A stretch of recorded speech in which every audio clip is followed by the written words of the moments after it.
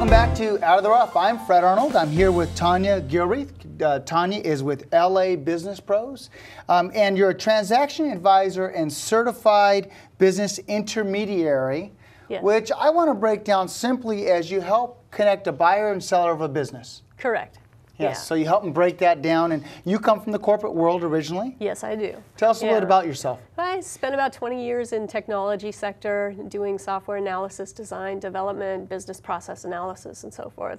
Primarily controllership applications, accounting and accrual systems, financial reporting systems, payroll personnel, and so forth. So the background, the technical side that you really need to know to evaluate a business. Yes, absolutely. Yeah, Absolutely. that's good. It wasn't just sales or just management. It was the technical side of understanding the value of a business. And so let's talk about the value of one's business. Right. You know, what creates the value of a business? Well, generally, Fred, you know, businesses are typically sold on a multiple of earnings. And so when you're dealing with the earnings of a business, let's say you have a business that has $1 million in earnings and has a 3 to 5 multiple. And so, you know, what differentiates whether it's a $3 million business or a $5 million business a lot of times is going to come down to things like client concentration issues. Is there one client that comprises 5 or 10% of their business? If there is, that's going to reduce the value of the business. And it's not going to make it unsaleable, but it certainly becomes a risk for a buyer. Also, you know, is the owner the only salesperson? Are they the rainmaker? Do they bring in all the business? You know, that becomes a problem. Do they have management in place? If they have good, strong management in place, then that adds value to the business because those key players and key managers are going to remain there. Yeah. And you know, another thing is the employees. So are the employees paid on the books? Are they off the books? In some businesses, you got employees being paid cash, or you have them on 1099s where they don't, you know, they should be on W-2s. And those are always risk factors that a buyer has to investigate, has to look at when they're going to take over that business. Now, you mentioned something, and I'll digress just a little bit. Sure. How clean are the books?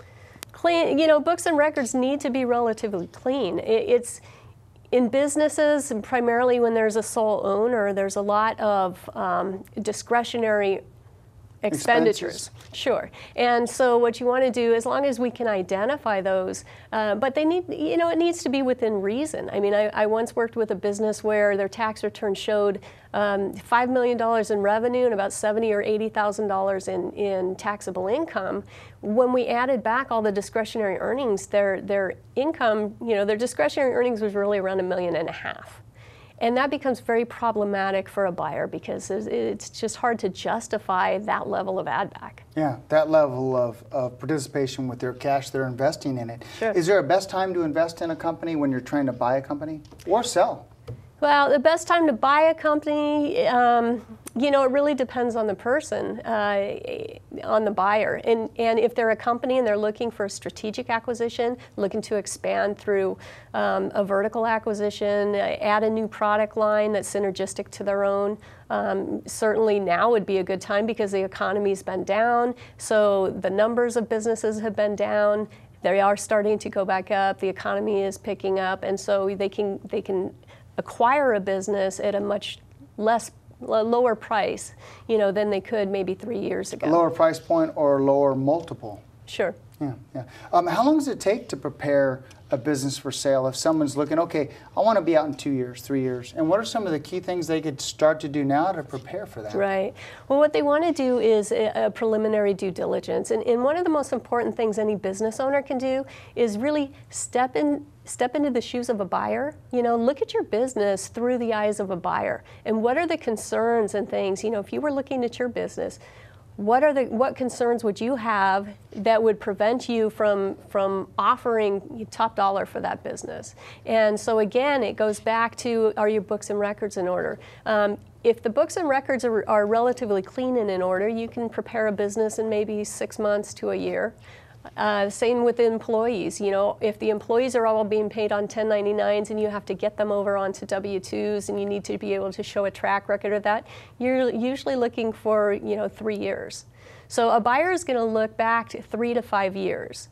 And you want to have good, solid books and records for at least the past 3 years. Yeah, and get everything in order and ask that one question, what would I do if I was the buyer? Absolutely, absolutely. Stand in the buyer's shoes. Yeah, important. Those that want to reach out to you, how Sure. can they reach you?